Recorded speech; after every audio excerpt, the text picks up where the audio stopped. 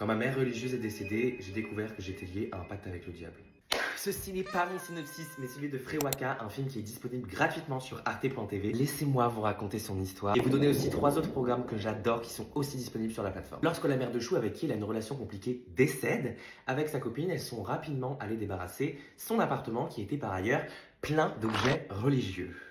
Et pendant la période qu'elles avaient réservée pour débarrasser son appartement, Chou, elle a dû partir puisqu'elle travaille dans l'aide à la personne. Donc pendant que sa copine triait l'appartement de sa mère toute seule, Chou, elle est partie loger chez une vieille femme qui sortait d'un hôpital. Elle avait apparemment des hallucinations. Pendant son séjour, Chou se rend bien compte que la dame a des tocs, comme des protocoles qu'elle doit absolument suivre, notamment sur une porte rouge dans le fond de sa maison, avec plein de fer à cheval dessus et des clous sur le sol. Tout va bien. Surtout, elle se mettait elle aussi à voir, entendre des choses et à éprouver un profond malaise dans cette maison. Et si vous voulez comprendre pourquoi, je vous laisse aller voir le film qui s'appelle Frewaka, qui est disponible sur arte.tv. Deuxième programme. Cette fois-ci, on part sur un documentaire qui s'appelle Sorcière, chronique d'un massacre. Ça parle d'une des dernières chasses aux sorcières qui a eu lieu en 1609 dans la province basque du Labour. Le juge Pierre Delancre et Jean d'Espagnet ont été mandatés par Henri IV pour, de base, régler un conflit local. Mais la querelle va vite tourner dans des accusations de sorcellerie et leur présence va alimenter les croyances démonologiques. Ils vont notamment utiliser des témoignages d'enfants pour prouver la relation entre les jeunes femmes et le diable. Rien que ça.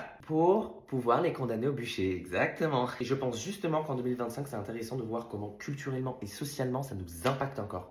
Je trouve ça complètement dingue. Troisième programme. On part sur une série de 6 épisodes qui s'appelle Des gens bien. Elle parle d'un couple belge complètement surendetté. Ils vont monter une arnaque à l'assurance pour se tirer d'affaire et partir loin. Vous imaginez que ça va absolument pas se passer comme prévu et je ne peux rien vous dire parce que sinon je risque de vous spoiler. Moi ce que je kiffe c'est que ça reste complètement décalé et l'effet de boule de neige il est énorme. On peut pas s'attendre à autant de rebondissements je pense. Je trouve en plus que c'est une bonne critique sur notre société et ça montre la détresse dans laquelle les gens peuvent être par manque d'argent. Quatrième programme. Là c'est une série humoristique de 3 saisons qui parle de maternité. La série s'appelle Motherland. Je sais que ça vous parlera parce que vous êtes nombreux à avoir vu mes sketchs où je joue des mamans. Cette fois on n'est pas à la place de l'enfant, on est directement avec les mamans. C'est une série vraiment hilarante, décalée mais honnête sur le fait d'être mère, d'avoir des enfants, d'avoir un travail, en gros d'avoir une charge mentale infinie. Tous les programmes que je viens de citer sont disponibles gratuitement sur arte.tv, que ce soit les docus, les films, les séries, il y a de l'animation et même des podcasts. Il y a tout le temps des nouveaux programmes, ça tourne tout le temps, on s'ennuie jamais.